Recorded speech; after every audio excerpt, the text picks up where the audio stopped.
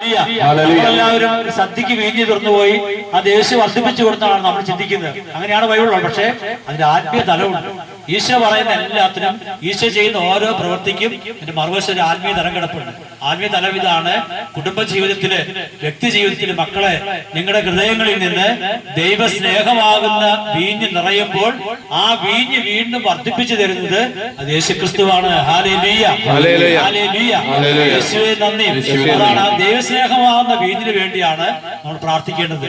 ഈ കഴിഞ്ഞാണ് ഒരു ധ്യാനിക്കാമെന്നൊരു ദമ്പതിമാര്, ഭാര്യയും ഭർത്താവും, ഒരു ധ്യാനം കൂടി ശേഷം ബന്ധം പിരിയാൻ വേണ്ടി വന്നിരിക്കുന്ന കോടതി കേസ് കൊടുത്തിട്ടുണ്ട്. സ്നേഹം ഒട്ടുമില്ല. ധ്യാനം കൂടിയിട്ട് നിങ്ങൾ പിരിഞ്ഞോളാണ് ഓർഡർ കൊടുത്തു അച്ഛൻ.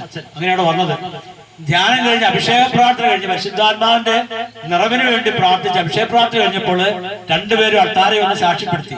ഞങ്ങൾ പിരിയാൻ വേണ്ടിയാണ് ഇവിടെ വന്നത്, പിരിഞ്ഞ് പോകാൻ വേണ്ടിയാണ്. കോടതിയിൽ നിന്ന് അനുവാദം കിട്ടി, ഇനി പള്ളിയിൽ നിന്ന് കിട്ടിയാൽ മതി, അതിനുവേണ്ടിയാണ് വന്നത്.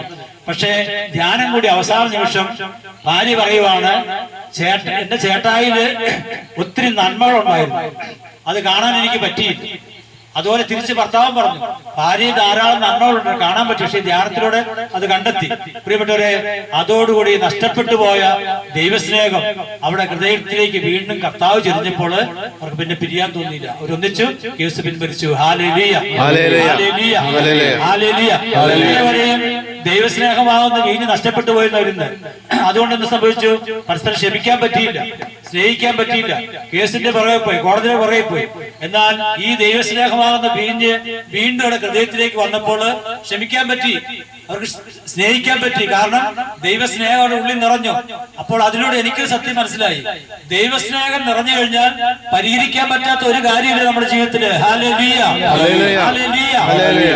സത്യത്തെ വാക്ക്, ദൈവസ്നേഹം ഒരു വ്യക്തിയുടെ ഉള്ളിൽ പരിശുദ്ധാത്മാ നിറച്ചാൽ പരിഹരിക്കാൻ പറ്റാത്ത ഒരു കാര്യമില്ല.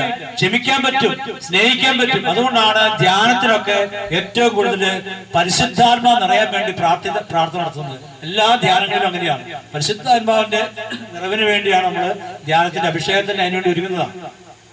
അതിപ്പോ ക്ഷമിക്കാൻ പറ്റണം, സ്നേഹിക്കാൻ പറ്റണം. ആ ദൈവസ്നേഹമാകുന്ന വീഞ്ഞുകൊണ്ട് കിട്ടണം. അപ്പൊ ഭർത്താവിനെ സ്നേഹിക്കാൻ പറ്റും, ഭാര്യയെ സ്നേഹിക്കാൻ പറ്റും. കുറവുകളിലേക്ക് നോക്കിയിരിക്കുക.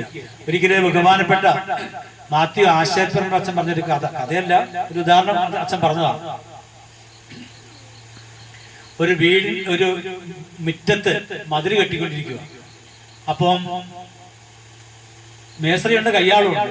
കയ്യാള് കല്ലെടുത്ത് മേസ്ത്രിയുടെ കയ്യിലേക്ക് കൊടുക്കും. മേസ്ത്രി കല്ല് വാങ്ങിയിട്ട് അതേപടി വെച്ച് കിട്ടിയല്ല. എന്താ ചെയ്യുന്നത് അറിയാവോ? അവിടെ നോക്കി, കല്ലിന്റെ നല്ല വശമുണ്ട്. ഇതിനെപ്പറ്റി അറിയാവുന്നവർക്കറിയാം. കല്ലിന് നല്ല വശമുണ്ട്. ഈ മുഖവശം മുന്നോട്ട് വയ്ക്കും, കൊള്ളില്ലാത്ത വശം പുറകോട്ട് പോകും. എന്നിട്ടാണ് കെട്ടുന്നത്. അങ്ങനെ കെട്ടി അവസാനം അത് തേച്ച് വൃത്തിയാക്കി അവിടെ വരുന്ന ഒരു മനുഷ്യനും ഈ കല്ലിന്റെ ചള്ളുവശം കാണാൻ പറ്റില്ല.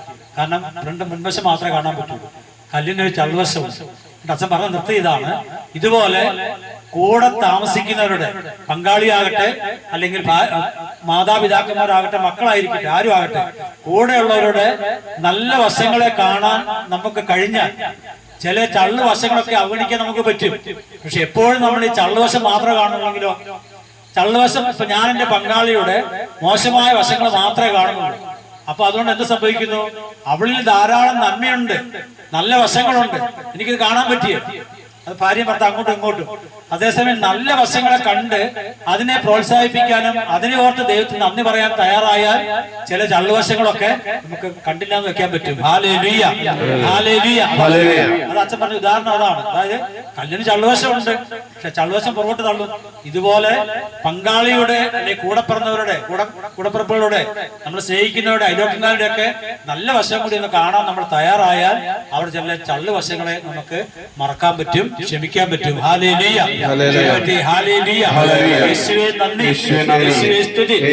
അതുകൊണ്ട് ഈ കൊച്ചു ക്ലാസ്സില്, നമ്മുടെ കൊച്ചു കൂട്ടായ്മയില് നമ്മൾ ചിന്തിക്കേണ്ട കാര്യങ്ങൾ ഞാൻ പറഞ്ഞുകൊണ്ടിരിക്കുക. നല്ല വശങ്ങളെ കാണുക. പങ്കാളിയുടെ, ഇപ്പൊ ഞാൻ എന്റെ ഭാര്യയുടെ നല്ല വശങ്ങളെ കാണുന്നു. എന്തെല്ലാം നന്മയായിരിക്കും ഒരു ഭാര്യ ചെയ്യുന്നത്. ഞാൻ ഒരിക്കല് രാത്രിയില് കിടക്കാൻ സമയമായപ്പോൾ ഭാര്യയായിട്ട് ചെറുതായിട്ടൊന്ന് പിണങ്ങി. സാര കാര്യമുള്ളൂ. അങ്ങനെ പിണങ്ങി, അവൾ അങ്ങോട്ട് തിരിഞ്ഞു, ഞാൻ ഇങ്ങോട്ട് തിരിഞ്ഞു, പൊതുവെത്തി കിടക്കുന്ന പറയുക, അങ്ങനെ കിടന്ന. പക്ഷെ അങ്ങനെ കിടക്കുമ്പോൾ പരിശുദ്ധാത്മാവ് എന്റെ ഉള്ളിൽ ഒരു ചിന്ത തന്നു പെട്ടെന്ന്. രാവിലെ പ്രഭാതം മുതൽ ഇവിടെ 5 മണിക്ക് എഴുന്നേറ്റതാണ്.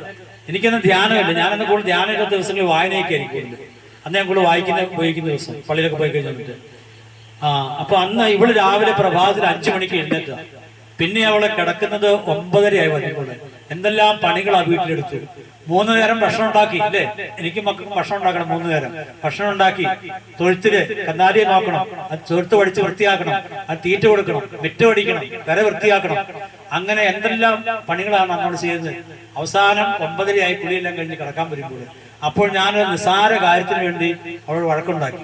പ്രിയപ്പെട്ടവരെ, ആ ദിവസം ശ്രദ്ധിച്ച് കേൾക്കേണ്ട കാര്യം പറയുന്നത്, ആ ദിവസം 99% നന്മ അവൾ എൻ്റെ വീടിന് വേണ്ടി, എനിക്ക് വേണ്ടി, എൻ്റെ കുടുംബത്തിന് വേണ്ടി ചെയ്തു.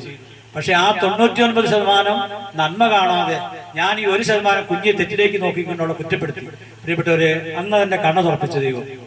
ഇതുപോലെ കൂടെയുള്ളവരുടെ എന്തെല്ലാം നല്ല വശങ്ങളാണ് ഉള്ളത് അല്ലെ, ഭർത്താവിന്റെ ആണെങ്കിലും ഭാര്യയുടെ ആണെങ്കിലും ധാരാളം നല്ല വശങ്ങളുണ്ട്. ഈ നല്ല വശങ്ങളെ കാണാതെ ചെറിയ ചെറിയ നിസ്സാര കാര്യങ്ങൾക്ക് വേണ്ടി വഴക്കുണ്ടാക്കി ഉള്ള സ്വസ്ഥത മുഴുവനും നശിപ്പിച്ചു കളയുവാണ് നമ്മൾ. Hallelujah, hallelujah.